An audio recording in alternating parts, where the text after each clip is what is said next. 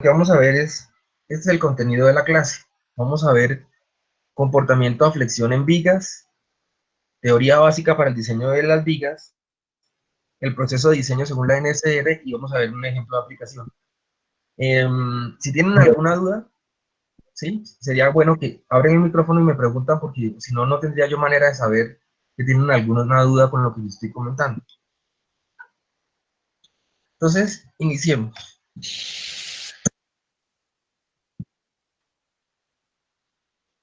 Vamos a ver primero el comportamiento a flexión de las vigas.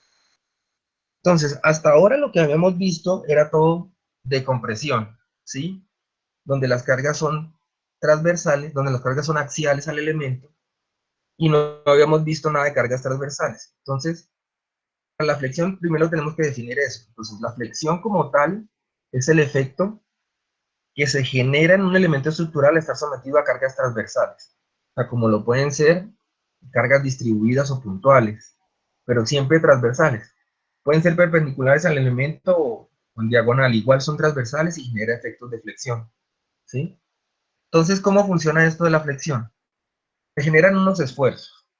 Esos esfuerzos que se están generando, se generan de acuerdo a la mecánica clásica. Acuérdense que las estructuras metálicas, el comportamiento es netamente el de mecánica materiales, entonces el esfuerzo de flexión es como se ve en mecánica materiales, MY sobre I, de la misma manera. Y se generan esfuerzos normales. O sea que aquí, no sé si se ve el mouse, ¿sí? Entonces aquí se generarían unos esfuerzos de compresión para un efecto de una viga de este estilo. La carga viene transversal y se generan unos esfuerzos de compresión en la parte de arriba y unos esfuerzos de tensión en la parte de abajo, ¿sí? Esfuerzos normales quiere decir que son proporcionales al eje neutro y son también proporcionales a las deformaciones que se están presentando. Entonces, estos esfuerzos que se generan ahí también dan como resultante una carga de compresión y una carga de tensión. Esas cargas son muy similares a las que teníamos desde el punto de vista de axial. Entonces, va a haber una analogía entre el comportamiento por flexión y el comportamiento por axial, debido a estas cargas que se generan aquí en el elemento. Veamos más al fondo qué es cada parte de la ecuación. Tenemos la Y. La Y viene siendo la distancia entre el eje neutro y la fibra de extrema tensión o compresión. ¿Eso qué quiere decir? Que si yo tengo aquí esta distancia, esta viene siendo el Y para compresión, porque está basado en la zona que se está comprimiendo. Entonces, si quiero hallar esfuerzos de compresión por flexión, tendría yo que hallar esta distancia, desde el eje neutro hasta la fibra extrema compresión. Ahora, pero si quiero hallar los de tensión, entonces pues son hacia la zona de tensión. O sea, es importante identificar hacia dónde tengo la tensión y hacia dónde tengo la compresión, ¿sí? No, para estas vigas que yo tengo aquí dibujadas, la tensión siempre está abajo, pero la tensión puede estar arriba en el caso de tener vigas en voladizo o vigas continuas, puedo tener yo la tensión arriba. Entonces, eso en cuanto a la Y, que es distancia entre el eje neutro y la fibra extrema. La inercia, pues no es más que el momento de inercia de la sección. Importante que yo calculo el momento de inercia con respecto al eje perpendicular a la carga. Acuérdense que el momento de inercia depende de con qué eje lo esté calculando, ese no es siempre el mismo.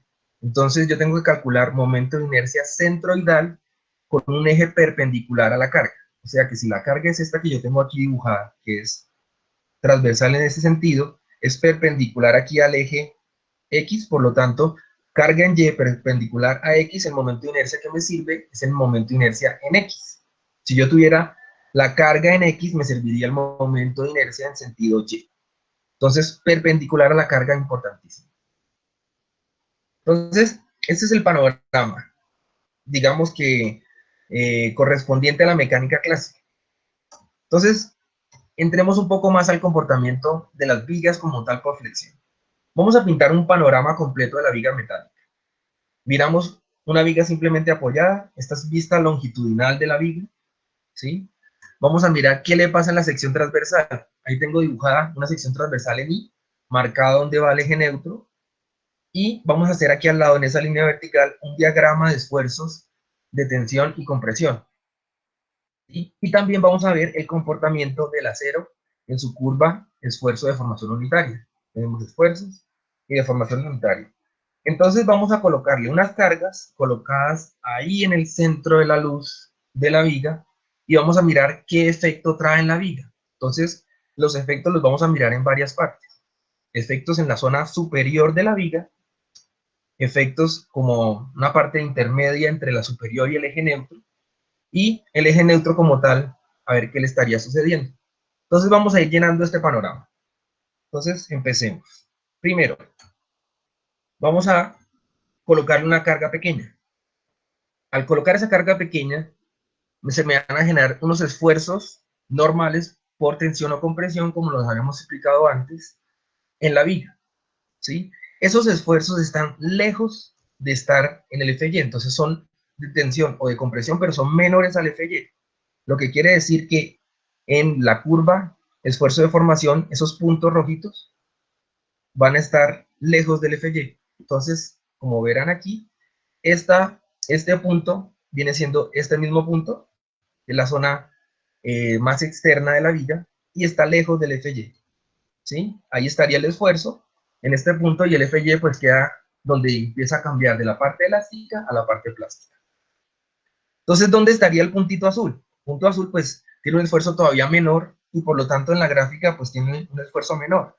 Al tener también un esfuerzo menor, tiene una deformación menor. Acuérdense que esto es esfuerzo, deformación unitaria, entonces tiene esfuerzo menor, deformación menor.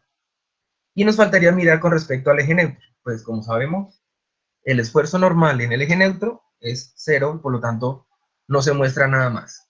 Ese es un comportamiento como inicial, ahí no ha pasado nada, es una carga bajita, todo está en el rango elástico. Si yo quito la carga, se recuperan todas las deformaciones, el acero está trabajando muy suavemente y todavía no ha pasado nada. Entonces, le aumentamos un poco más la carga, ¿sí? Ponemos un poco más de carga. ¿Hasta qué punto?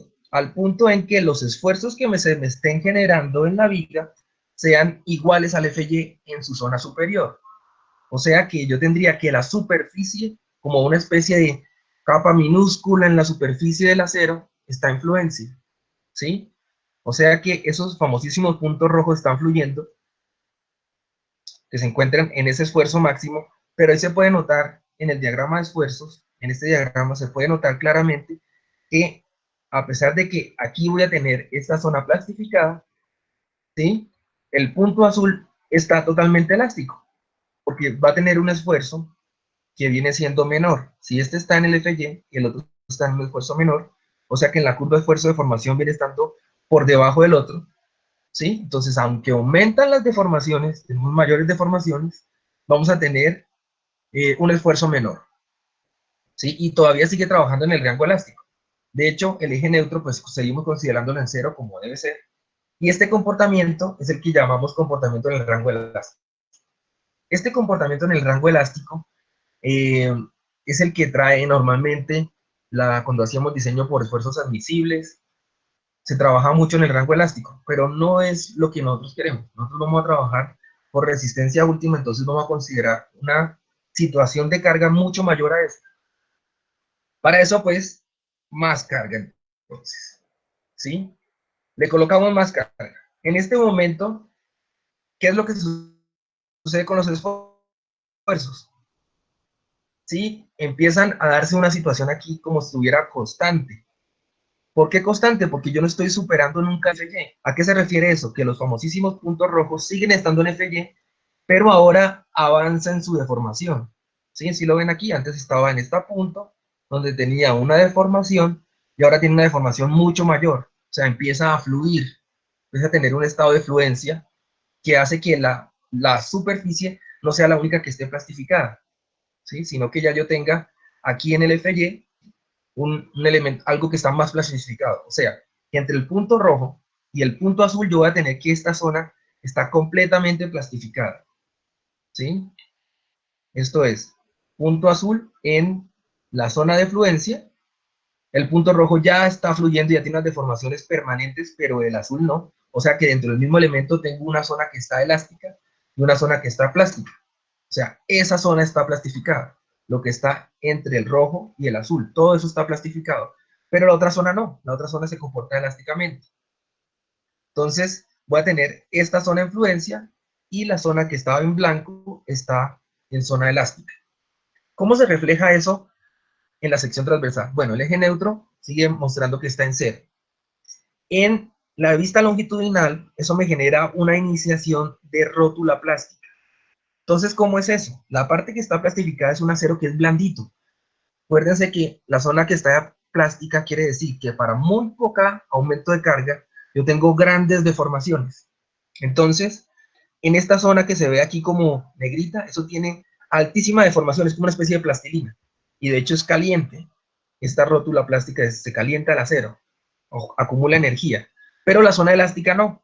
Entonces, eso me da un comportamiento ahí donde está formando la rótula plástica, un comportamiento en el rango inelástico. Sí, que tiene parte plástica y parte elástica, entonces es un comportamiento inelástico. La viga tiene deformaciones permanentes en ciertas partes y tiene deformaciones no permanentes en otras. Entonces, hasta ahí todavía podemos aumentar más la condición, porque yo tengo una zona sin plastificar que la puedo utilizar. ¿Sí? Entonces, lo que vamos a hacer es colocar aún más carga al asunto para ver qué es lo que está sucediendo. ¿Sí? Tenemos, al aumentar la carga, y ahora toda la sección se va a encontrar sometida al FY. ¿Qué quiere decir eso? Que tanto estos puntitos rojos, que ya hace rato estaban en el FY, que ahora van a tener zonas mayores deformaciones, o sea, ya están por acá con una deformación mucho mayor, ¿sí? Vamos a tener también que el punto azul, el intermedio, también está en su zona de fluencia, o sea, ya avanzado sobre la recta de la plastificación. Y adicionalmente tenemos el del eje neutro. Normalmente yo diría que el eje neutro me debe dar cero, pero es que en esta condición yo casi que puedo decir que el eje neutro está fluyendo también. O sea, del eje neutro, 1 milímetro hacia arriba está plastificado, 1 milímetro para abajo está plastificado, y entender claramente que cero no va a ser fácil. Lo más probable es que todo esté plastificado, incluso el eje neutro. A pesar de que teóricamente debe ser cero, yo puedo considerar que el eje neutro está en FY. O sea que eso es una plastilina. El acero se vuelve una masa que es muy blandita, ¿sí? Entonces, toda la sección se encontraría plastificada, toda completamente plastificada. Y eso me genera la rótula como tal, que quiere decir que ahora yo tengo una sección donde aquí no tengo la menor resistencia, no tengo oposición a la carga, y es literalmente como si tuviéramos una rótula. O sea que esto le da un mecanismo de falla a la viga.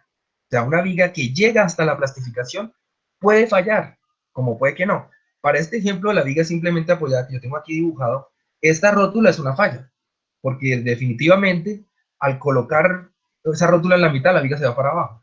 Pero si la viga tuviera unos voladizos, pues esa rótula no alcanza a causar la falla, pero sí le da un mecanismo, o sea, le da un punto límite. ¿Sí? Entonces, ya empezamos a ver cómo es el mecanismo de falla y también cómo, para entender hasta qué punto podemos llegar. O sea, máximo el momento de plastificación, máximo la condición plástica, porque de ahí para allá empiezo a tener mecanismos de falla que son peligrosos para el comportamiento de la viga. ¿Sí? Entonces, ese es el comportamiento. Digamos que aquí hemos barrido el comportamiento de flexión que puede tener la viga metálica. Entonces, miremos. Bueno, este se llama el comportamiento plástico, donde ya toda la sección está completamente plastificada. Entonces, el primero era comportamiento elástico, donde yo tengo toda la sección en el rango elástico. Está comportamiento inelástico, donde tengo parte plastificada y parte no. Y tengo un comportamiento plástico cuando definitivamente se me formó una rótula plástica. Entonces, miremos, pensemos aquí. Si se somete una viga a una carga muy alta, siempre llegará a plastificar. ¿Ustedes qué creen?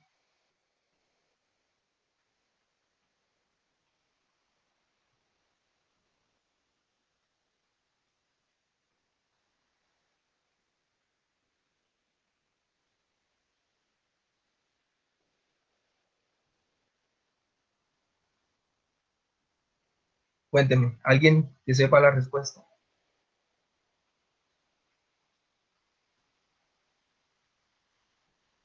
Preguntamos nuevamente. Si se somete una viga a una carga muy alta, siempre llegará a plastificar.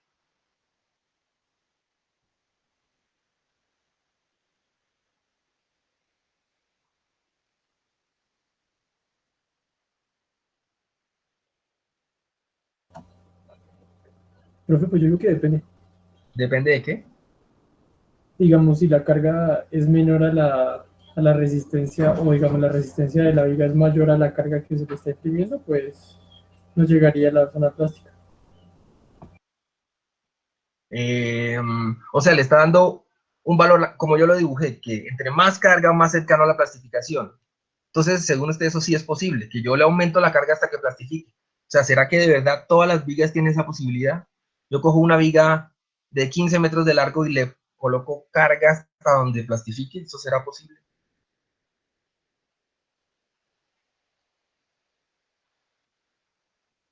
¿Qué creen? O si tengo una viga muy cortica, ¿también podrá plastificar? ¿Tendrá que ver en algo la longitud? ¿O simplemente todas plastificarían? Acuérdense lo que hicimos con el lado de la compresión. Habían unas columnas que al someterlo a compresión se plastificaban y habían otras que no. ¿Qué le sucedía a las que no?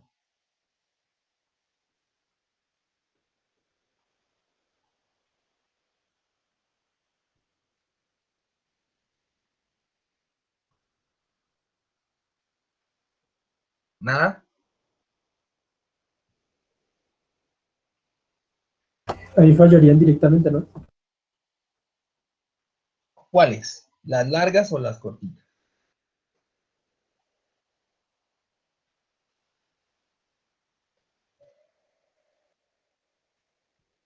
Pues yo pienso que las largas.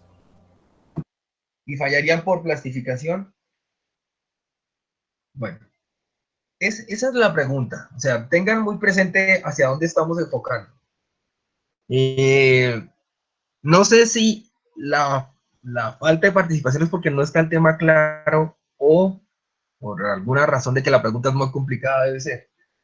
Pero entonces, dése cuenta que estamos llegando hacia allá. O sea, ¿será posible que todas las vigas plastifiquen? ¿Sí? Tengan en cuenta algo, nosotros siempre trabajamos con estados límites. Entonces, trabajar con un límite de plastificación quiere decir que ese es un límite máximo. Bueno, para allá vamos a ir. Voy a colocar aquí, vamos a continuar aquí con la presentación.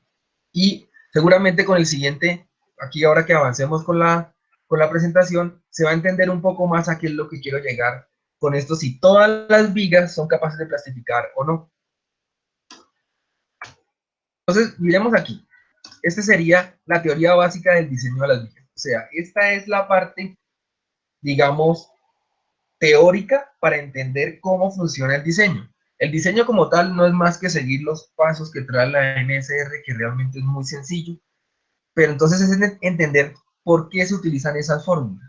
¿Sí? Entonces, aquí vamos a ver unas fórmulas que no son las fórmulas completas, ¿sí? Sino que es teoría básica, teoría básica.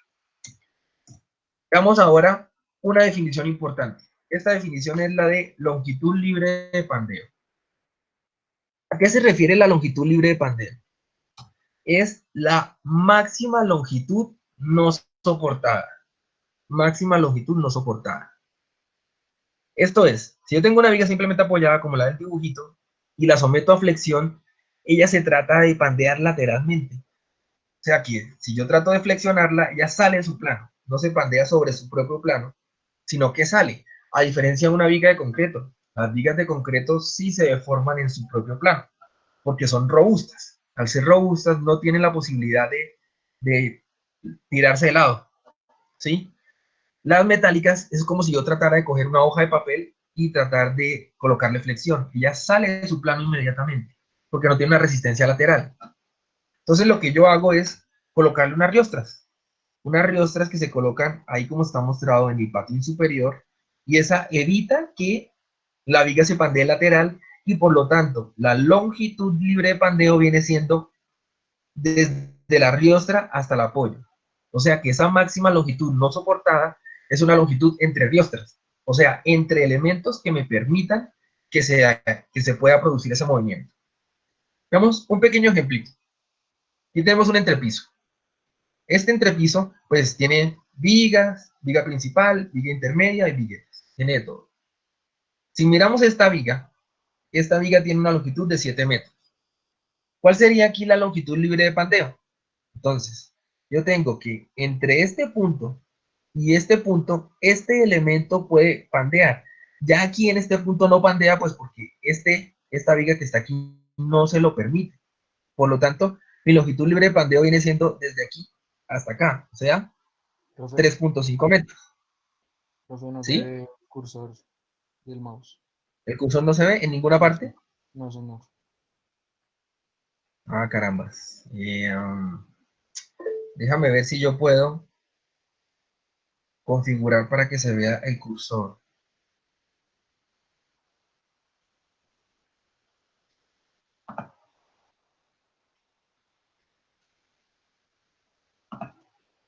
A ver.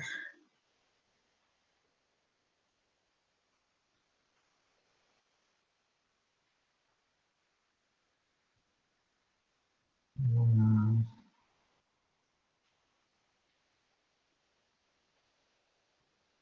¿Usted sabe dónde se puede habilitar eso? En el PowerPoint, para que siempre lo deje ver. Porque como yo sí lo veo, pero no sé si quien me lo bloquea es el PowerPoint o me lo bloquea es la compartida de pantalla del Meet.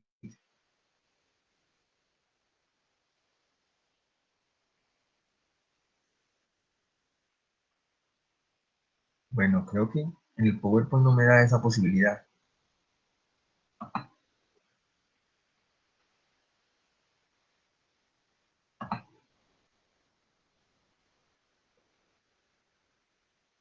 A ver, miremos si el Meet me lo permite. Me da la opción de mostrar el cursor.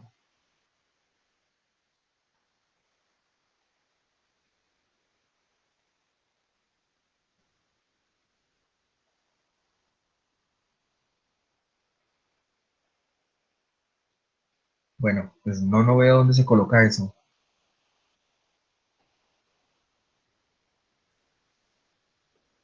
No sé dónde se coloca.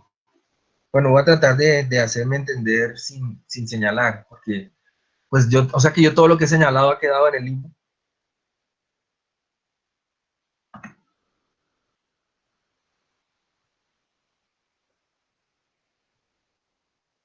Bueno, voy a tratar de hacerme entender sin señalar. A ver, entonces yo aquí mostrando el ejemplo. Miren el entrepiso, yo tengo dos pisos, uno superior y uno inferior. Miremos el piso inferior, el que se ve ahí de frente. Ahí voy a tener que se ven unas viguetas pequeñitas, que son cuatro, un, dos, tres viguetas intermedias, que están apoyadas entre un elemento externo y uno intermedio. Y tengo un elemento que es una viga extrema. Entonces, estamos analizando cuál sería el L sub B de la viga extrema. Si esta viga mide 7 metros, yo puedo decir que está apoyada entre la columna y, o sea, la longitud que me permite pandear está entre la columna y la viga que está intermedia, que se ve ahí como soportando las otras pequeñas. Por lo tanto, aquí el L sub B sería de 3.5 metros. Miremos la otra. Esta. Esta viga está apoyada en las dos vigas laterales. Sin embargo, su longitud libre de pandeo está dada por el arriostramiento que tiene. O sea que si esa viga mide 8 metros, yo voy a tener que la longitud libre de pandeo va a ser 2 metros. O sea, divido entre cada una de esas longitudes. Ahí como lo pueden ver, estas longitudes libres de pandeo pueden no ser las mismas que la longitud normal de la viga. O sea, la luz de cálculo puede no ser la misma longitud libre de pandeo. O puede que sea la misma, depende de la condición. Puede que no sea la misma longitud dentro de la misma viga, ¿sí? Porque dependerá de dónde he colocado las riostras. Por eso lo mejor es colocar las riostras en la mitad para no complicarse con varios diseños para una misma viga. Entonces, aquí lo que estamos diciendo es longitud libre de pandeo. Bueno, teniendo en claro cuál es esta longitud libre de pandeo, vamos a analizar cómo sería el comportamiento de la viga a flexión. Pero vamos a hacerle una analogía con compresión. O sea, en compresión hicimos toda la demostración completa. Tomamos el elemento, sacamos la ecuación diferencial y al final sacamos cuánto era el P crítico y toda esa cuestión. Para flexión no vamos a hacer esa misma demostración, sino que vamos a hacerlo de forma análoga. De todas maneras, como les decía al principio, la carga que va axial a lo largo de la viga es equivalente a la que teníamos axial aplicada en la columna. Entonces, vamos a mirar la analogía. Para compresión teníamos una que era carga contra longitud, y para flexión vamos a tener momento contra longitud. Teníamos que había una curva teórica de Euler, que era la que habíamos demostrado con la carga crítica, y esa misma aplica para el lado de la compresión, ¿sí? Para el lado de la flexión, por efecto de la carga de compresión que viene al formarse el par dentro del momento. Entonces, empecemos. Esto era lo que pasaba con la cuestión a compresión. Yo tenía un elemento sometido a compresión y él se deformaba lateralmente, entonces yo tenía que hallar una carga crítica para la cual empezaba a pandearse. Esa carga crítica, la que va por ahí por la curva teórica que está mostrada con azul. Lo que llegamos a ver era que había una parte donde ella pandeaba elásticamente y después simplemente no podía pandear porque era muy cortica y se convertía en una curva que ya venía dada porque la posibilidad de comprimirse que tenía la columna. Había una longitud límite, ¿sí? Esa longitud límite la habíamos llamado LR, que es la que estaba asociada con la carga crítica de L. Eso lo hemos visto de la parte de compresión. Aquí es como especie de repaso. Eso nos daba una condición para pandeo lateral, que teníamos que podía pandear elásticamente para columnas largas, ¿sí? Y un pandeo inelástico cuando la columna era corta, que podía ser inelástico hasta llegar a comprimirse, que era totalmente sin posibilidad de pandeo. Desde el punto de vista de flexión pasaba algo muy similar. Tenemos que el pandeo lateral está dado por una parte teórica que se marca ahí con azul, y de igual manera va a tener un comportamiento elástico, o sea que puede pandear elásticamente, se deforma y regresa a su posición por flexión, así como lo hacía en la compresión. De igual manera va a tener una longitud límite LR, y de igual manera va a tener un punto límite, solo que ahora se va a llamar MR, que es el momento límite para el comportamiento elástico. ¿Sí? ¿Qué sucede aquí? Dijimos que como máximo podríamos tener el comportamiento plástico, o sea que por mucho va a tener un momento plástico. Ese es el límite que yo tengo teórico. Lo que antes era una curva teórica en compresión, aquí es un límite que es una línea recta, de ahí no se puede pasar por ningún motivo. Y por lo tanto, tenemos asociado a ese momento una longitud de plastificación.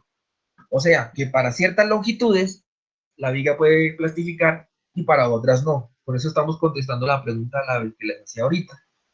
No siempre se puede llegar a plastificar, porque yo tengo unas longitudes para las cuales la viga simplemente no lo logra, se pandea. Le pongo mucha carga y ya lo que hace es salirse de su propio eje, se pandea lateralmente y no logra plastificar nunca. Como si puedo tener otras muy pequeñitas que empiezan a plastificar, empiezan a recibir carga hasta que definitivamente no pudieron y el material empieza a sufrir. Ahora, antes del LP todo el comportamiento es plástico como lo vimos anteriormente. ¿Sí? Entonces, para la zona azul, comportamiento elástico, que era esta gráfica que habíamos visto, donde escasamente había afluencia en una superficie muy mínima de la viga, ya sea arriba o abajo. Y para el comportamiento plástico es toda la sección plastificada. Entonces nos queda un comportamiento intermedio que es comportamiento inelástico. Se supone que deberíamos desarrollar la ecuación para ver cómo esa curva teórica que queda entre los dos, pero lo que se hace es unir con una línea recta. Entonces la gráfica considera una recta ahí. No se le hizo mayor desarrollo matemático al asunto y a mi manera de ver tampoco vale la pena. La curva es muy complicada y los resultados son muy similares a los de la recta. Y en esa recta vamos a tener un comportamiento completamente inelástico. Entonces tiene una transición. Entre más cercano esté al LR, menos plastificada está. Y entre más cercano esté al LP, más plastificada está. Sí, es una transición completa entre un estado elástico y plástico, que es el comportamiento inelástico que veíamos en el comportamiento de las vigas inicialmente. Entonces, hasta aquí es la analogía completa. Vean que las gráficas hasta se parecen, el comportamiento es muy similar, ¿sí? Pero nos falta, esto es digamos que el comportamiento general de la sección. Pero este comportamiento también es local, lo que antes lo limitábamos con unos lambdas, lambda R, ¿sí? Entonces, para el lado de compresión habíamos dicho que era un lambda R y separaba los elementos que eran esbeltos de los que eran no esbeltos. En el lado de la flexión sucede algo muy similar. Igualmente tenemos un límite lambda R que me separa el esbelto, pero como tengo otro límite intermedio, el lambda P, aquí yo tengo un doble comportamiento. El perfil puede ser compacto o no compacto. Entonces, ya tenemos que cuando vayamos a caracterizar el perfil, yo tengo que buscar no solamente si es esbelto o no esbelto, como en compresión, sino que tengo que mirar si es esbelto, compacto o no compacto. ¿Sí? Tiene un punto más allá, pero es muy similar al tema de la compresión. Entonces, desde ese punto de vista, tenemos que, en resumen, para cada comportamiento de la viga se tienen unas características geométricas. Está comportamiento plástico, que es para perfiles compactos con longitudes cortas menores a LP. Tenemos un comportamiento inelástico, que es para perfiles no compactos con una longitud intermedia, máximo LR, y un comportamiento elástico para longitudes largas, mayores a LR. O sea, una viga de 15 metros para una sección muy alta, o sea, esbelta, probablemente sea un trampolín. Uno camina por ahí y eso sube y baja y se deforma para todo lado y en ningún momento va a tener problemas de falla, pero sí va a tener grandes deformaciones elásticas. Entonces, asociado a eso, vamos a tener que en función de su longitud libre de pandeo, yo puedo tener momentos plásticos para longitudes libres de pandeo cortas y puedo tener momentos inelásticos para, digamos, longitudes libres de pandeo entre la longitud P y la longitud R. ¿Sí? Entonces, ese es como el comportamiento en resumen de lo que vimos ahorita. Ahora miremos. ¿Cuál es la definición de estas longitudes? No vamos a entrar a demostrarlas, ¿sí? Pero vamos a ver de qué se trata. La longitud de plastificación. Entonces, esa longitud de plastificación es la que mostramos ahí en la gráfica, que es la que coincide con el momento de plastificación. Esa que está ahí marcada. Entonces, longitud de plastificación, máxima longitud para la cual la viga no tiene pandeo lateral. Y se pueden generar rótulas plásticas. Entonces, la viga mantiene su eje y se generan rótulas plásticas. O sea que las vigas de concreto pueden plastificar. El acero dentro del concreto plastifica porque no tiene posibilidad de pandeo. En el acero, si yo tengo una sección lo suficientemente robusta, por llamarlo de alguna forma, pues se generaría una rótula plástica. Entonces, es básicamente lo que habíamos dicho. Esto lo que me marca es una longitud. Longitud de plastificación. Esa es la ecuación. Entonces, si lo miran ahí en la norma, está en el F2625. Sin embargo, cuando hagamos el ejemplo, entraremos ahí un poco más en detalle a mirar cuáles son las fórmulas para las longitudes. Esa longitud, vean que no tienen, solamente tiene que ver con la geometría, RY. Ese RY es el radio de giro con respecto al eje débil de la sección transversal. O sea, paralelo a la carga. Si yo tengo que la carga es en sentido Y, yo calculo el RY en la sección paralela. RY habíamos dicho que era la raíz de la inercia sobre el área. Entonces, la carga la trabajaríamos con la inercia de Y. ¿Sí? En todo caso, pues digamos que las propiedades están en la tablita, pero es importante entender de dónde viene. La otra longitud es la longitud límite, ¿sí? Que viene siendo la LR que está marcada allá en la gráfica. LR. Esta LR es la mínima longitud para la cual la viga tiene comportamiento elástico. O sea, esa es la viga más corta que se comporta elásticamente, es la que tiene LR. De ahí para allá, pues también se comporta elásticamente, pero es mayor. Y menor que esa es un comportamiento inelástico.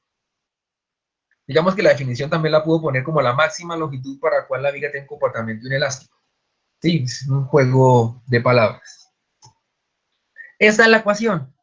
Esa ecuación sí tiene una demostración bastante complicada. Bastante complicada. Aquí veamos qué es cada cosa. Tenemos RTS. RTS es una relación que hay de las propiedades que se resisten al movimiento. Ahí está la inercia en Y, la CW, que es la constante de alabeo. Esa constante de alabeo cuando hicimos la demostración de compresión, habían unas constantes que salían en la ecuación diferencial. Cuando se quiere hacer la deflexión, las constantes no son derivadas, esa ecuación diferencial no está a la 4, no está a la 2 como la de compresión, sino a la 4. Esta constante de alabeo es una de esas que salen ahí. Entonces, digamos que es una demostración bastante compleja, ¿no? Y no vale la pena entrar al detalle. ¿Sí? C es un factor de simetría. Vean que ahí dice raíz de JC. Esa C es un factor de simetría. Según la norma, para perfiles en I doble simetría es C igual a 1 y para canales hay una relación más que otra vez vuelve a ser geométrica. Dice H0 medios raíz de IY sobre CW. Entonces, nos queda ver qué es H0. H0 es una distancia entre centroides de aletas. O sea que si esta es la viga, esta distancia sería H0. Básicamente es el peralte menos un espesor del patín. Eso sería el H0. Entonces, esta es longitud límite. Ya vimos la longitud de plastificación y longitud límite. Ahora veamos cuáles son los momentos que están actuando ahí en la gráfica. Primero, el momento elástico. Es el momento que está por acá en esta zona. Vea que ya la gráfica dice LB, no LR. O sea, ya yo tengo una longitud libre de pandeo muy larga y se me genera un momento de ese estilo, un momento elástico. Entonces, es el momento resistente de la viga cuando esta tiene su longitud libre de pandeo mayor a la longitud límite de LR. Sí, ya es una longitud cualquiera, pero mayor a la LR. Entonces se me genera un momento. En esta condición siempre va a haber pandeo. Y es un pandeo lateral torsional, o sea, la viga se desplaza de su eje y gira. ¿Sí? Se desplaza de su eje y gira, como se ve ahí. Desplaza es las dos líneas verdes punteadas y gira es como se ve que está como que en un ángulo. Eso es pandeo lateral torsional. Entonces, la ecuación es esa. Esa es la ecuación para el pandeo. ¿Qué es lo que sucede? Esa ecuación también viene del mismo desarrollo de las ecuaciones diferenciales. Yo les voy a subir el libro donde está eso. Y ese es el libro ese de Teoría de la Estabilidad Elástica de Timoshenko. Y es muy bonito ese libro, es muy antiguo, del 61, y explica muy bien. Claro que es una matemática bastante pesada, entonces, eh, para los que quieran curiosear cómo es eso, lo pueden mirar. Es interesante y muy pesado de estudiarlo, pero para los que les gusta va a ser muy chévere. El otro momento que tenemos es el momento inelástico. Entonces, este sí es más sencillo, porque es el momento que se genera entre LP y LR, que dijimos que era una línea recta. ¿Sí? Este que está ahí. Como es una línea recta, entonces es el momento de transición entre un comportamiento plástico y elástico. Y aquí les planteo cómo es la gráfica nuevamente. Teníamos una parte que era momento plástico y elástico, entonces ahí se me genera un punto en el plano cartesiano que es LPMP. Y en el otro punto, aquí donde está el límite, teníamos MR y LR, y ahí se me genera otro punto, LRMR. Entonces, teniendo dos puntos, yo puedo calcular la ecuación de la recta, ¿sí? La ecuación de la recta, una forma normal, y igual a mx más b. Entonces, ahora tendríamos que es LB para la parte de x y MN para y hallamos la pendiente y pueden demostrar muy fácilmente esa ecuación. Esa es la ecuación que corresponde al momento que se genera en esa zona.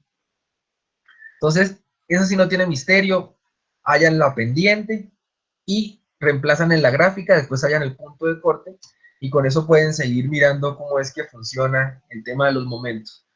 Por eso es que lo hicieron con línea recta y no desarrollando la curva. Realmente era muy complicado el otro y esto es mucho más sencillo y la respuesta es muy similar. Entonces ya tenemos las longitudes y los momentos. Nos queda faltando únicamente el momento plástico.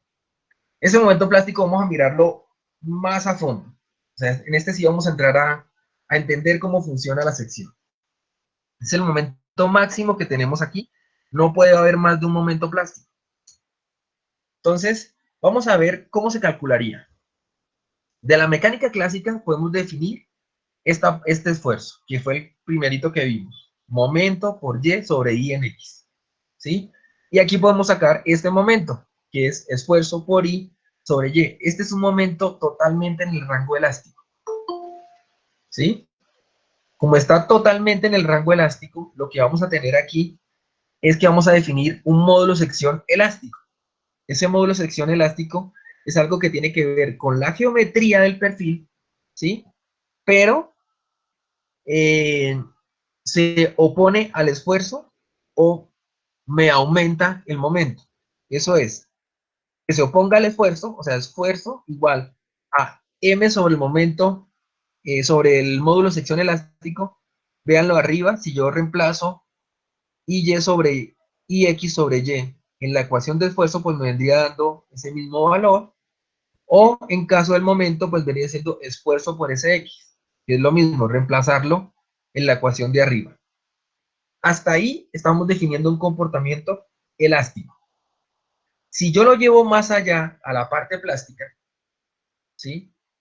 Vamos a tener que el máximo que se genera es Fy, ¿sí? Igual a momento sobre ese X. Es el máximo que yo puedo tener en la parte elástica. Por lo tanto, el máximo momento elástico.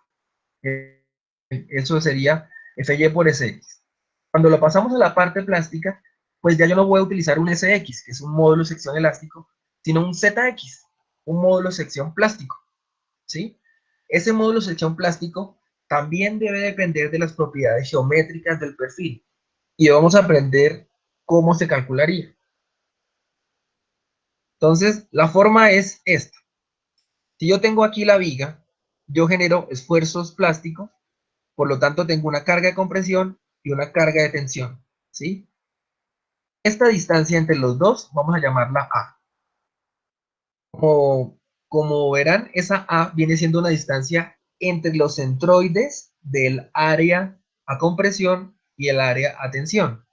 O sea, que si definimos que el momento plástico es compresión o tensión, deben ser iguales esas fuerzas, por A, o sea, para completar el par que se está generando ahí, ¿sí? Entonces, tendríamos que la compresión es Fy por el área plastificada. El área plastificada en este caso sería del eje neutro hasta la parte de arriba. Esta es el área plastificada. Si lo tomo al lado de la tensión, debería ser exactamente igual, pues porque está pasando siempre por el eje neutro, ¿sí? Entonces, el esfuerzo sería el Fy. Ya lo vimos antes, no podemos permitir que se supere ese esfuerzo. Entonces, tendríamos que el momento de plástico es Fy, que es el esfuerzo que se genera, por AP, que es el área plastificada, o sea, la compresión que está allá arriba, por A. Si analizamos esta ecuación y la comparamos con la anterior, tendríamos que el módulo sección elástico es Zx igual a AP por A. ¿Sí? Para que sea equivalente a la ecuación que habíamos hallado antes, donde decía que el momento de plastificación era igual a Fy por Zx. Entonces, análogamente, este sería el Zx. ¿Sí? Entonces, vamos a trabajarlo un poco más. Este Zx me ayuda a hallar una propiedad de la sección de centroides de las áreas plastificadas. Entonces, si lo trabajamos un poco más, esto me da para calcular una propiedad que se llama factor de forma. Ese factor de forma me dice qué tanta posibilidad tiene para plastificarse un elemento. Es como una relación, que en este caso, pues, dicho ahí como está escrito, es la relación entre el módulo de sección plástico y el elástico. Y eso me da como un grado de conocimiento de qué tanto puede plastificar una sección, ¿sí? Básicamente es Zx sobre Cx. Entonces, para vigas de sección en I, normalmente está entre 1.15 y 1.25, dependiendo de cómo sea la distribución de espesores y esas cosas. Vamos a analizarlo un poco más a fondo, este factor de forma. ¿Sí? Entonces, vamos a ver un breve ejemplito. Vamos a calcular un factor de forma para una sección rectangular. Esa. Entonces, aquí, altura h, p. ¿Listo? Vamos a calcular este factor de forma. Entonces, factor de forma dijimos, ZX sobre SX. Entonces, primero calculemos el elástico, es el sencillo. Dijimos que era inercia sobre Y. Entonces, la inercia del rectángulo sería base por altura al cubo sobre 12. Y la Y viene siendo esa distancia. Desde ahí, que es desde el eje neutro a la fibra extrema de tensión o a compresión, que en este caso no estoy diciendo dónde está, que viene siendo H medio.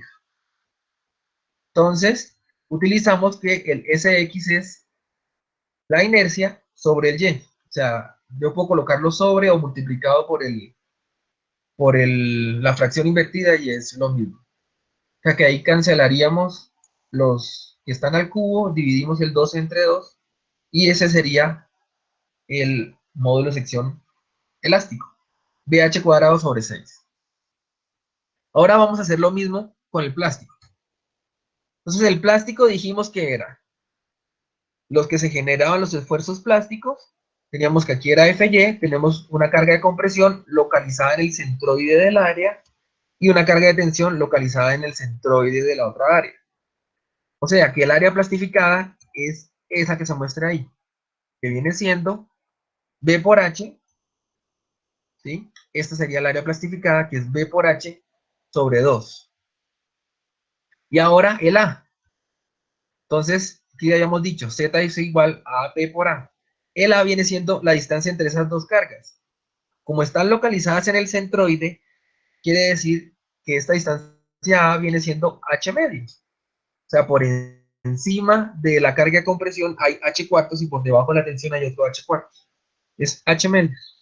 Y reemplazamos en esa ecuación de ZX. Entonces, lo mismo reemplazamos y tenemos que el módulo de sección plástico es B por H cuadrado sobre 4. O sea, es mayor. Y normalmente el plástico debe ser mayor al elástico. Esa es una manera de comprobarlo. Entonces, tenemos que el factor de forma sería, pues, dividir uno entre el otro. Para el caso, el plástico BH cuadrado sobre 4 sobre el elástico que viene siendo BH cuadrado sobre 6. O sea que el factor de forma es 1.5. Quiere decir que una sección de ese estilo tiene una alta posibilidad de plastificar, 0.5. O sea, de todo lo que puede hacer, se puede plastificar muchísimo. En una viga I es mucho más bajo, dijimos de 1.15 a 1.25. O sea que para que plastifique una viga en I tiene que ser muy cortica, muy, muy corta. ¿Sí? Entonces, aquí una tarea.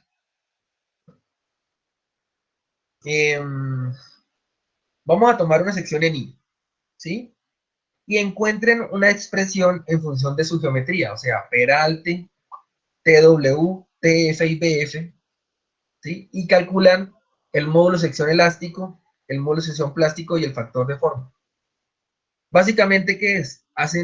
Calculan el área que se plastifica, calculan el centroide, pero todo lo hacen de una manera, digamos, analítica, o sea, no con números, sino sacarlo todo con letras para sacar ahí cuál serían esos valores, cuál sería la ecuación para el módulo de sección elástico y la ecuación para el módulo de sección plástico, pero en función de la geometría del perfil, ¿sí? Y después de que lo tengan, van a probarlo con esta viga. Entonces, eh, como para guiarles la ecuación, yo les podría dar, no sé si quieren que les dé ese valor final. Bueno, voy a pensar. Pero en todo caso, prueben las ecuaciones con este elemento, ¿sí? A ver cómo les está funcionando. Para que aprendan a calcular esos factores de forma. Entonces, esa tarea, básicamente es eso, es un cálculo de verdad muy sencillo, sacan unas cuantas ecuaciones, uno sobre el otro, y después ya lo prueban con la vida. Entonces, hasta ahí. ¿Qué dudas tienen? ¿Cómo han visto el procedimiento? ¿Se ha entendido? ¿Qué ven del comportamiento de las vigas?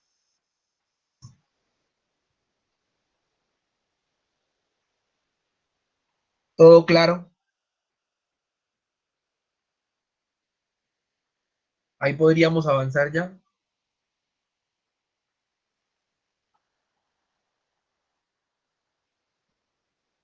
de que yo el chat no lo puedo revisar mientras miro la presentación.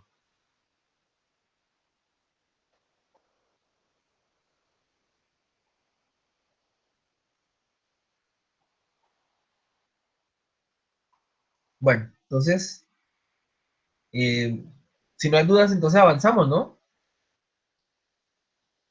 Avancemos entonces.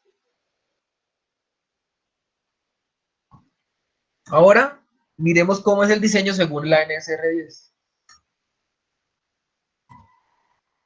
Básicamente, el procedimiento consiste en algo muy similar a lo que habíamos hecho para compresión. Primero, caracterizamos el perfil. Entonces, esta es la curva que es muy parecida a la de compresión. Y caracterizar quiere decir que vamos a escoger si es esbelto, no compacto o compacto, dependiendo de esas relaciones límite lambda P y lambda R. Entonces nosotros miramos en la tabla F24221B, que es muy parecida a la que vimos para compresión, y ahí dicen los límites. Ahorita que vamos al ejemplo, les muestro cómo funciona la tabla, pero realmente es básicamente lo mismo que de compresión. Después miramos la longitud libre de pandeo. Importante esa longitud libre de pandeo, pues para identificar si vamos a trabajar con MP, con MR o una longitud más larga, o sea, para saber hacia dónde le estamos apuntando. ¿Cuál es ese estado límite al que estaríamos apuntando? Entonces, de acuerdo a ese LB, también vamos a definir unos estados límites. De la misma manera como hacemos como compresión. Tomamos una tabla donde nos dice, para esta viga con tales condiciones, nos va a dar tal estado límite, que esta es la tabla F26-1.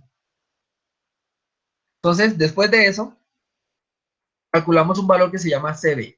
¿Qué es este CB? CB es un factor de modificación para el pandeo lateral torsional. ¿Esto cómo funciona? Si se acuerdan cuando yo tenía una columna, la columna entre más carga recibe, más posibilidad tiene de soportar carga. ¿Sí? Entonces una columna al comprimirse, ella como que se vuelve más dura, por decirlo de alguna forma hipotética, y resiste más. Este CB me trata de dar esa condición. Es un valor que me da a modificar la resistencia del perfil. Entonces aquí tengo una curva donde se ve que la línea continua es una, de hecho eso es calculado para una viga, creo que es para la viga que les dejé de tarea. Entonces dice, ese CB es la línea que está ahí, la línea teórica de flexión de la viga, que se ve continua. La que se ve punteada es para un CB mayor que 1. Entonces noten, si yo tomo una longitud de 10 metros, o sea, ahí donde se ve 10.000 milímetros, vemos que tendría una resistencia de aproximadamente 45, eso está en kilogramos por milímetro, o sea, 45 toneladas por metro, aproximadamente. Al utilizar un CB mayor, para esos mismos 10 metros, ahí donde dice 10.000, yo tomaría ahora, lo cruzo con la línea punteada y sería 60 toneladas por metro. O sea que yo aumento el valor de CB y me aumentan las condiciones de resistencia de la viga. Pero vean que en ningún momento supera el MP. O sea, el valor que me dio de MP es constante siempre. Entonces, ese valor de CB es importante tenerlo en cuenta para considerar la sobreresistencia de la viga. Cuando uno utiliza los software, el software le permite a uno decir si quiere utilizar el CB o no, porque no utilizarlo es una condición más conservadora. Yo puedo tomarlo uno siempre y lo que estoy diciendo es que la viga me va a resistir menos, ¿sí? De lo que realmente debería.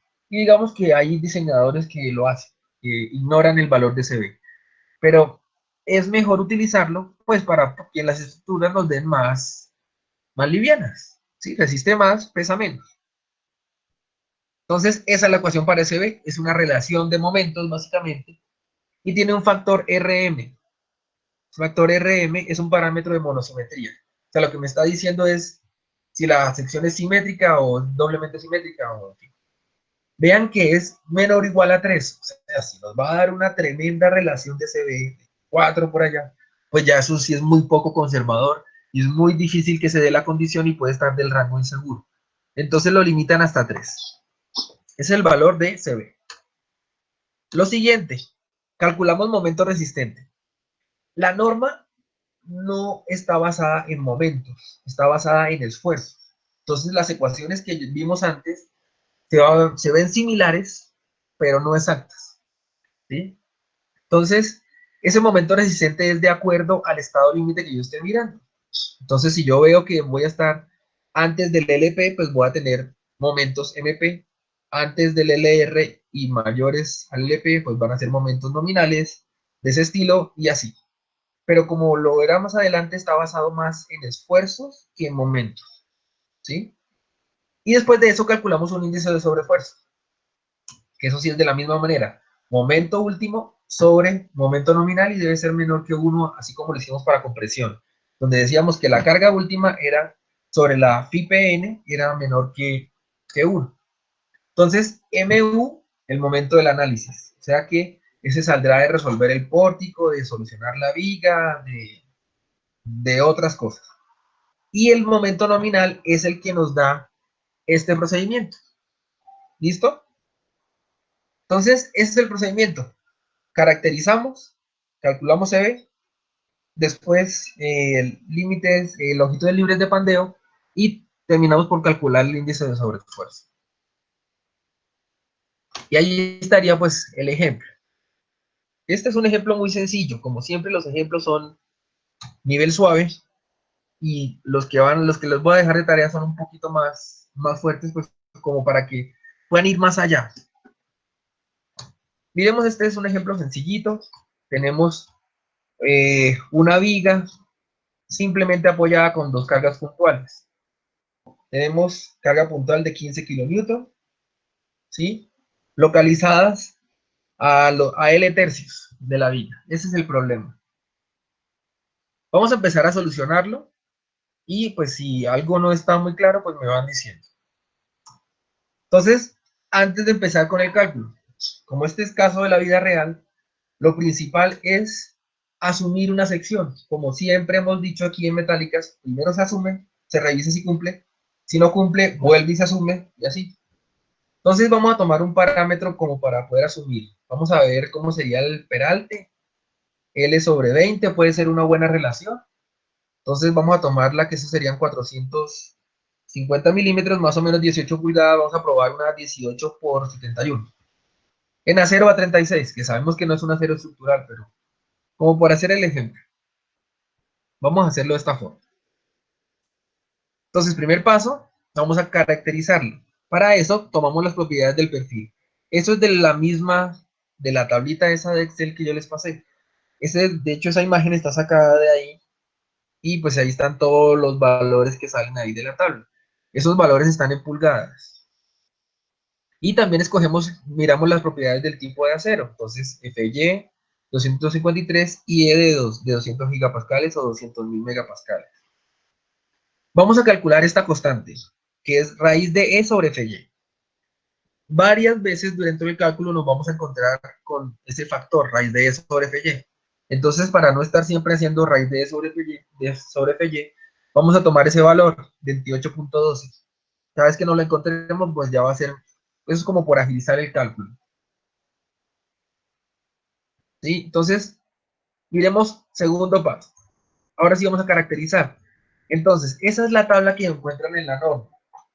Si la ven, es muy parecida a la de compresión. De hecho, creo que está abajo de la de compresión. O sea, que la de compresión es la A y esta de flexión es la B. Entonces, lo mismo. En la primera columnita dice si es atiesado o no atiesado, que eso no lo coloqué ahí en el recorte. Sí, sino que mira si es atiesado.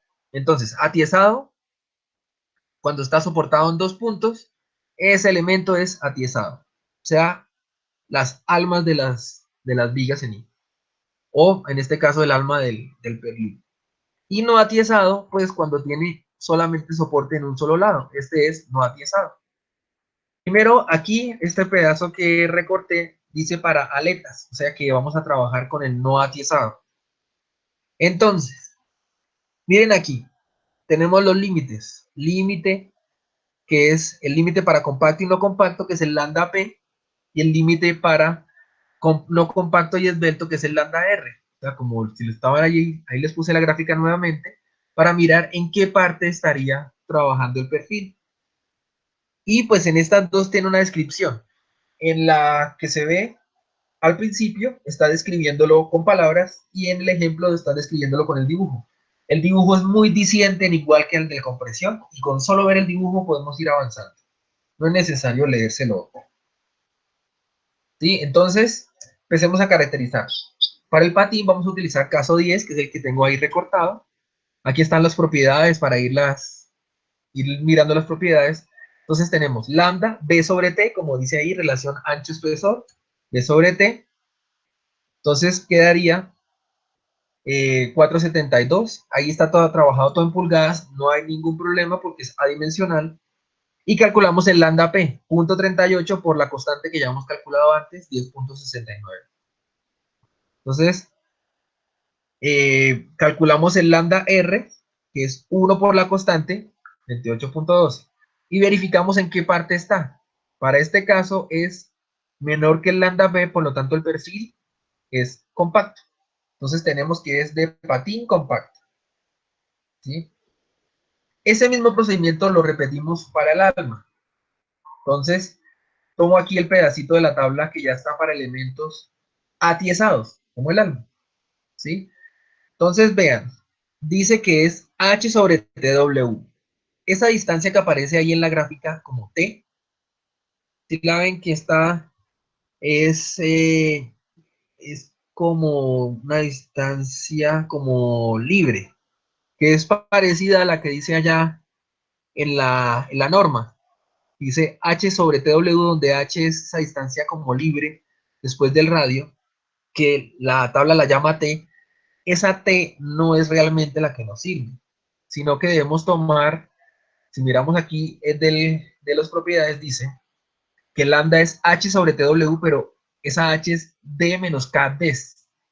Ese KDES es ligeramente diferente al que utilizamos para compresión, que era KDET. Mírenlo ahí en la tabla, el KDET es 1.5 y el KDES es 1.21.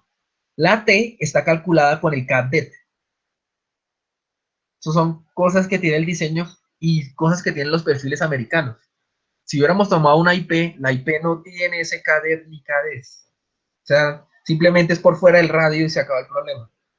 Pero en los perfiles americanos tiene eso, que es importante diferenciar cuál es KDES y cuál es KDET. En este caso, para flexión, KDES, para compresión, KDET. Para el caso, entonces el lambda, que es H sobre TW, viene siendo 32.48. Calculamos los límites. Lambda P, 3.76 por la constante, así como se puede ver en el caso 15, y nos da 105, y lo mismo con el lambda R, 570 por la constante, y nos da 160. Ahora, pues, el alma entonces sería compacta, por lo que es menor al lambda P, como lo vemos allá en la gráfica, lo que es menor al lambda P es compacto. Entonces, con eso nos quedaría caracterizado el perfil. Alma compacta, patín compacto. ¿Sí? Miremos qué sigue. Vamos a definir la longitud libre de pandeo. Para este caso, yo tengo cargas puntuales, pero esas cargas puntuales no están evitando que me suceda un pandeo lateral. Entonces, como no tengo ninguna riostra, la longitud libre de pandeo en este caso es la misma luz de cálculo, los 9 metros completos. ¿Sí? Para este caso. Ahora, seguimos y definimos los estados límites de la tabla F261. Este es el pedacito de la tabla. Si la ven, es terriblemente parecida a la de compresión. Entonces miramos, ¿cuál es la sección transversal que yo tengo? Es una I, ahí está la I, y dice, esbeltez de la aleta, compacto, está la C para compacto, y esbeltez del alma compacto, por lo tanto hacemos los estados límites de F y PLT. Esos estados límites son fluencia y pandeo lateral torsional. Entonces vamos a tomar este caso, compacto, compacto, y hacemos fluencia y pandeo lateral torsional. Esos son los dos estados límites que vamos a mirar. Muy similar a lo que hicimos con compresión, muy similar. Entonces, seguimos. Vamos a calcular el CB. Para eso, recordemos una relación de momentos, dice momento máximo, 12.5 momento máximo sobre 2.5 momento máximo más 3 MA más 4 MB más 3 MC. ¿Qué son esos momentos? Entonces, hacemos el diagrama de cortante y de momento. Entonces ahí está el diagrama.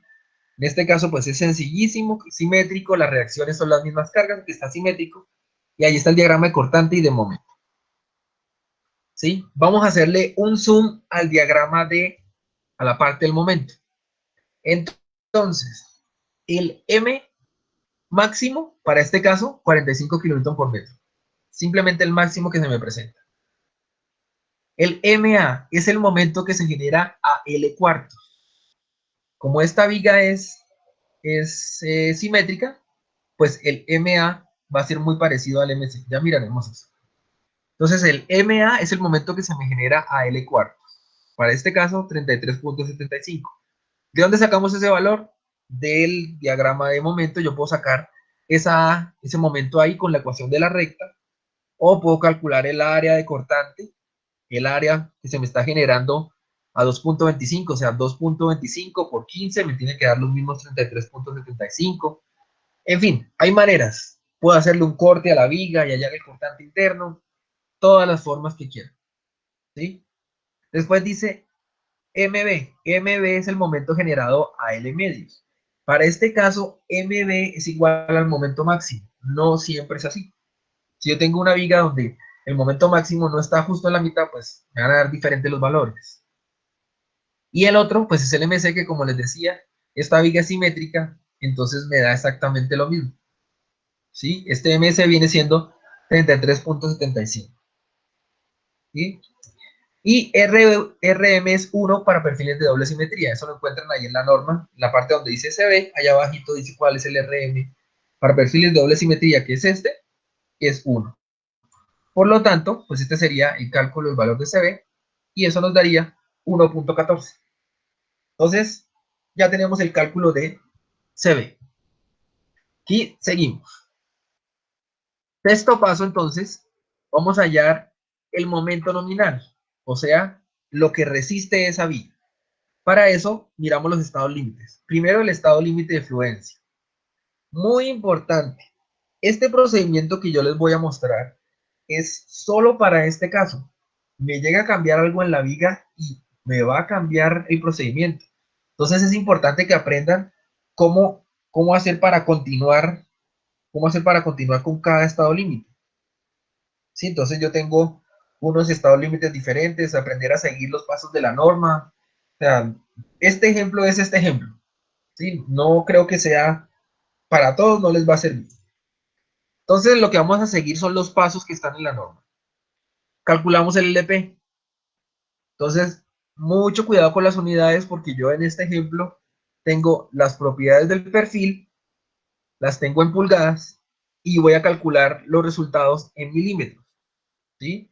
Entonces, la longitud de plastificación es 1.6 RY, ¿sí? Por la constante. Y sobre FY, esa es la constante. Entonces, trabajamos con ese valor de RY, 1.7 en pulgadas, ¿sí? Entonces, al final, yo aquí tengo longitud de plastificación 2137. Entonces, mucho ojo con las unidades. Yo, para pasarlo a milímetros, multipliqué por 25.4. Y trabajo con E y FY, lo tengo, bueno, ese sí no tiene importancia que sea dimensional, lo puedo estar en cualquier unidad. Listo, entonces, LP.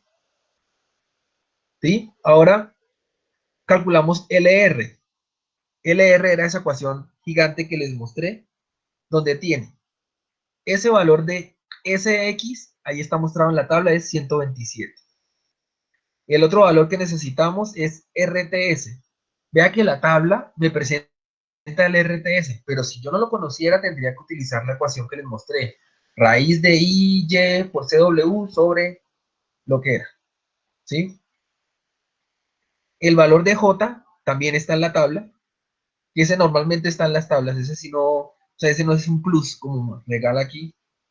Y tenemos que el C es igual a 1 para perfiles de doble simetría, y el H0, que es el centroide entre patines, que es D menos D2TF. De hecho, debería ser D menos TF. A ver. D menos TF debería ser. Sí, debería ser D menos TF para que me dé el centroide. Bueno, continuamos. Dice LR me da 7546. Bueno, ustedes verifican allá las operaciones, ¿sí? Ahora, avancemos entonces. Ya tenemos el estado límite, estamos haciendo estado límite de fluencia, ¿sí? Entonces, continuando, aquí tenemos que en este estado límite, tenemos que la L sub B es de 9000, el LR es de 7546, o sea que vamos a trabajarlo en el rango elástico para valores más allá del LR como se muestra ahí en la gráfica. Entonces, rango elástico. Para eso el rango elástico aplica la parte C de la norma. Entonces, ustedes miran allá en su procedimiento de fluencia y nos aplica la parte C, por lo que vamos a trabajar en el rango elástico. Entonces, para esa parte, dice que es cuando LB es mayor a LR, que ese es nuestro caso. LB mayor a LR. Nos da que el momento nominal es un esfuerzo crítico por SX. Entonces, como les decía, todo se trabaja en esfuerzos en la norma, no tanto en momentos, sino en esfuerzos. Entonces, la misión es encontrar cuál es el esfuerzo crítico. Bueno, ahí dice como eso tiene que ser menor o igual a MP. Entonces yo debo calcular MP para saber cuál es mi valor límite. ¿Sí? Entonces otra vez, cuidado con las unidades. Tenemos, el MP es, tal como lo dijimos antes, FY por el ZX.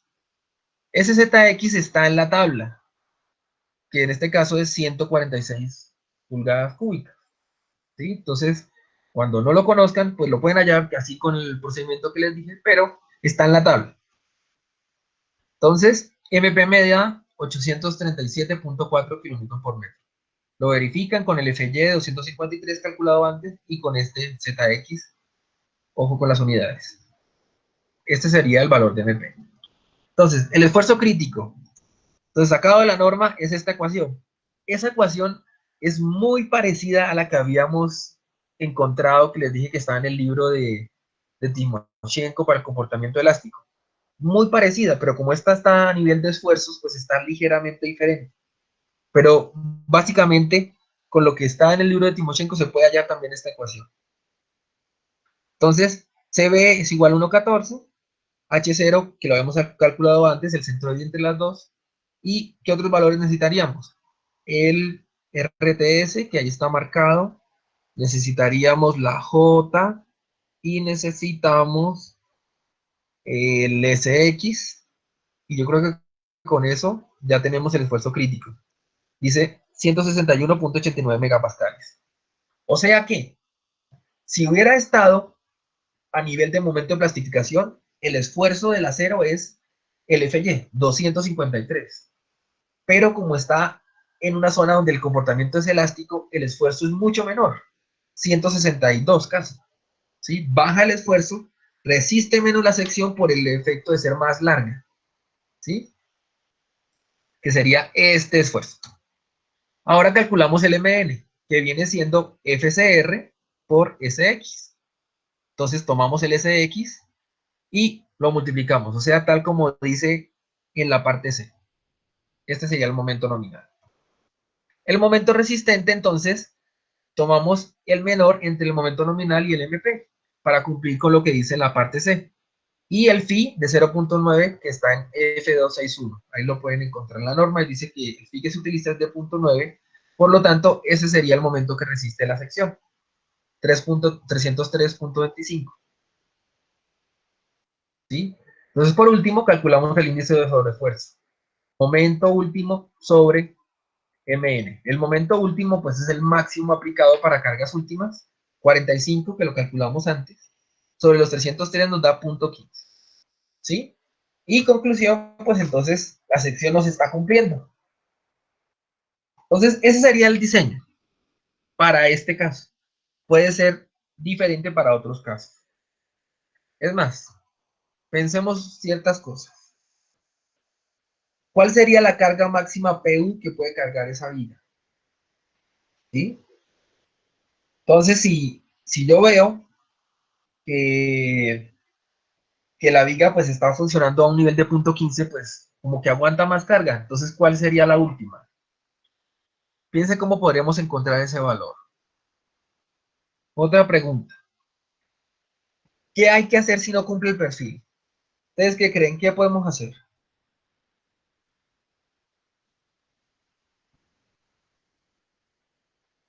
A ver, ideas. ¿Qué podemos hacer si no cumple el perfil?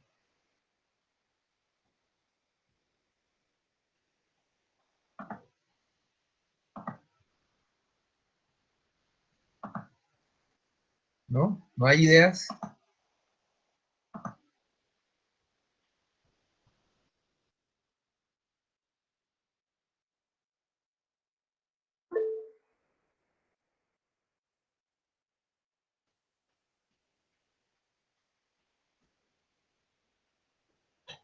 Bueno, piensen qué se puede hacer si no cumple el perfil. Piensen qué se puede hacer. ¿Qué otra cosa? ¿Qué pasó con el peso propio de la viga? ¿Dónde se mete? Si nosotros asumimos que el perfil es 1, ¿en qué momento lo estamos considerando? ¿Qué pasó ahí? Piensen qué pasó con eso.